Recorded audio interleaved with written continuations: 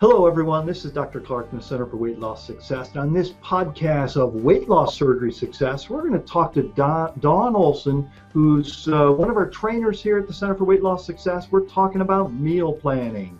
Stay tuned. We'll be right back.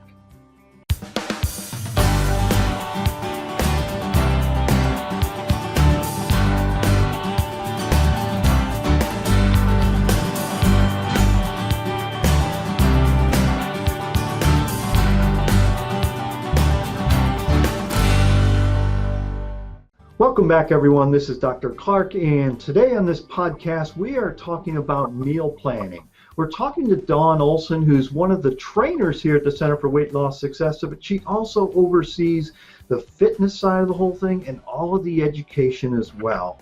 And we're talking about meal planning, so let's dive into this a little bit. Dawn, what's one of the best ways for a person who's thinking about meal planning to start with meal planning? Okay. Well, like a lot of other things, I really like to start with a written plan. It's great to have it in your head, but when you see it in writing, it makes it kind of gel.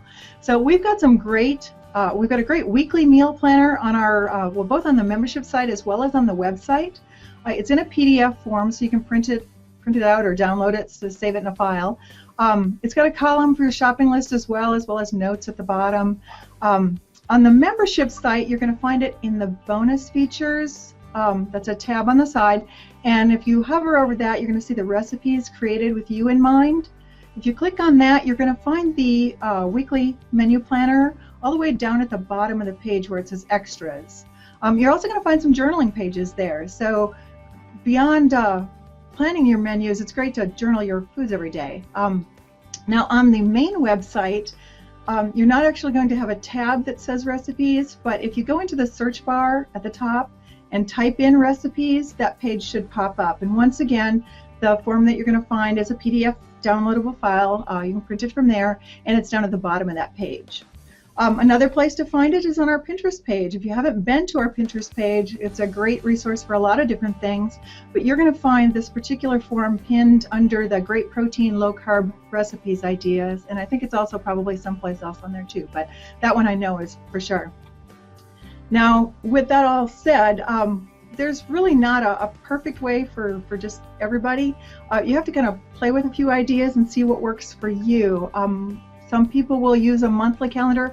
I like to use a weekly calendar. If I start planning things a month out, things get messed up, and well, then I end up with more food than I can actually use. So a weekly calendar format really works well with me, and that's what we've got online, is a weekly one.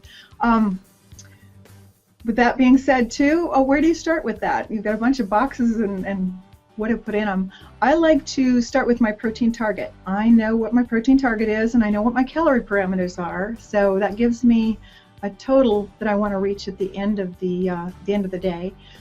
Protein's the priority there, and if you know what your protein target is, you can pencil that in right away and kind of work the math from there.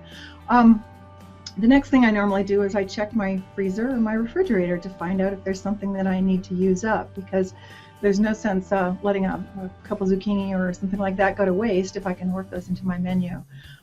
Typically I work backward from dinner. However, then again, my breakfasts Monday through Friday are always the same. I start it with a Weight & Inches protein shake, and so there's my 29 grams of protein every breakfast. So the weekends are different though, and then I definitely work backwards from dinner if I know what that's going to be.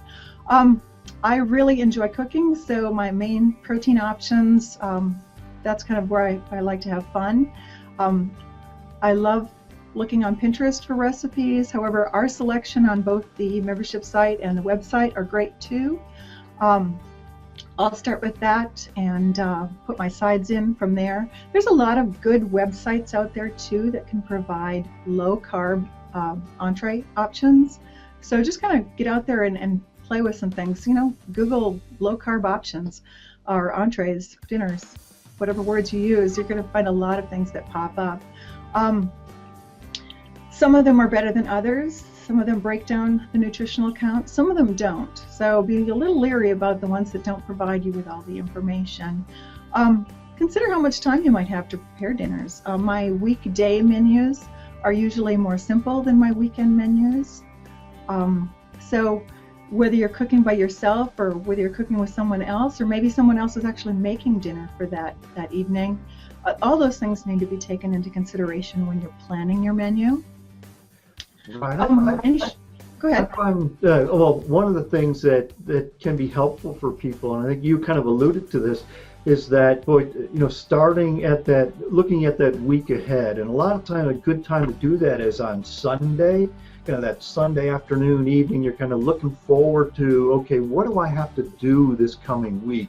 And we usually know kind of what's happening on Monday, Tuesday, Wednesday, what's kind of scheduled there. Obviously, life sometimes throws a curveball, but we kind of know what's going to happen during the week. And I really like that idea that you said of kind of starting with dinner, in that, because that usually is our more social meal. And so subsequently then having that good, that dinner that we can plan ahead of time. And this is, I know I'm going to do this and how much time I'm going to have. Sunday seems to be a good time to actually look forward to all that, and then kind of building that dinner, and then kind of going back from the lunch and the breakfast. Because for me, and I suspect this is true for most people, is that dinner is sometimes the wild card of what we don't know, but during the day, our day's pretty well scheduled. So just like you, I typically have the same breakfast every day. We'd like to think we have variety all the time, but we really don't. And so we typically have the same breakfast, and then lunch. Okay, lunch, you sometimes are going to want some variety. So if I always go here or something for lunch, or this is what I pack for lunch, but still it's not that big a variety. Dinner is where it starts to get a little more complex. So I like that idea of kind of starting with dinner and working back and looking through the week. I think that can work very nicely. I agree. Sundays are great for planning, as well as any extra prep work, shortcuts that you can take to make the week easier. Very often we'll grill something on Sunday afternoon or evening, and if you do extra, you can use that throughout the week for lunches or second dinners, actually. Sometimes you can use that Sunday afternoon prep time to clean all your vegetables and package those for lunches, or cut them up for different meals. Actually, even making a second meal, making a double recipe, sometimes you may be able to freeze that second meal for another time and save yourself later on. Or have it for lunch. Right. Have it for lunch the next day. Right. There's a great handout on the website called Tips on Low Carb Cooking. That might be something that you want to take a look at. That's on the main website. Once again, that's on the recipes page. Like I said, grilling or baking extra servings of meat that you can use on another night or for lunches the next day are always great. Like you, my breakfasts are fairly routine. My choices vary between chocolate and vanilla, and sometimes I'll throw a strawberry or two in there. But lunches, that's probably where my greatest variable is. I like to pack my lunches. They're great. Leftover options are always good. But if you know of the restaurants in your area, that either fast food or restaurants that you're going to typically attend, most of their information is online if they are a chain that has maybe more than 20 locations. So you can pre-plan that as well. Pick your good choices before you actually walk in the door. Keeping prepared salad mixes and low carb wraps, things like that you can make kind of an instant lunch with at home is always a good idea. Right. Certainly, we always concentrate, or I encourage people to concentrate on what I call the core of the eating plan. Hydration, which is water is the best thing to drink, then good protein sources, which from food, the best ones are meat, seafood, cheese, and egg. All of those are pretty, accessible at home as well as most restaurants, and then filling in with kind of the colorful vegetable salad stuff. And if you kind of stick with that core as your main eating plan and don't drift too far off from that, you're really going to be doing decently from that, even when it's not, wasn't completely planned. Now, having, said some of that, we kind of touched on it a little bit, but what about a few secrets on kind of actually cutting back on the carbohydrate? They're out there, carbohydrates everywhere, it floats into everything that we're trying to eat. And so some secrets on kind of, okay, I'm trying to cut back on carbohydrate. What do I concentrate then on? What are going to be the low carb things I want to look at? what are some, I guess, some tips that you have concerning that? Okay. I typically look at my high starch items first. What would typically be served with certain things, potatoes, rice, pasta, bread, all of those are our really starchy foods. And depending on which one of those seems to be what you would generally lean towards, what are the best substitutions for that particular item? Like with potatoes, mashed cauliflower works great as like a mashed potato substitute, but it doesn't necessarily work. Cauliflower doesn't work as a potato substitute for everything. So riced cauliflower sometimes works for rice. There's a lot of different low-carb options. Most of them are vegetables that we can use to substitute for the high-carb type sides. Breads, for most of the feedback I get from patients and clients, bread's not necessarily one of the things that they have at every meal, unless it's perhaps lunch. Lunch, they like sandwiches, but then the low-carb wraps are a very good option. There are some high-fiber breads that are available as well if you feel like you have to have, a sandwich or bread with that meal. When it comes to cooking, though, so many people like to put cracker crumbs or breadcrumbs and whatnot as a coating on different meats when they grill or bake or whatever. But crushed pork rinds, nuts, dry. I like pistachios ground up in my food processor to use as kind of a crunchy coating. There's a lot of options there too that can be used as a substitute. Things like the different squashes, spaghetti squash or zucchini, if you kind of julienne it, can be used in place of pastas very easily. We actually sell some things in the store that work great as substitutes for pasta as well. We've got a protein pasta that comes in a dry form, and then we also have the little gel packs of they're like miracle noodles. Right, it's kind of the little noodles that have very low carb thing that can be used as far as a noodle substitute type of thing. Right. And there's not much flavor there, so they're going to take on the flavor of the sauce or whatever that is that you put in them to give it some flavor. They're a great option, and there's usually more protein in those options than there is in standard pasta as well. So when it comes to like little sandwiches and whatnot, try using little slices of cucumber or celery to put your egg salad or your chicken salad or something like that on.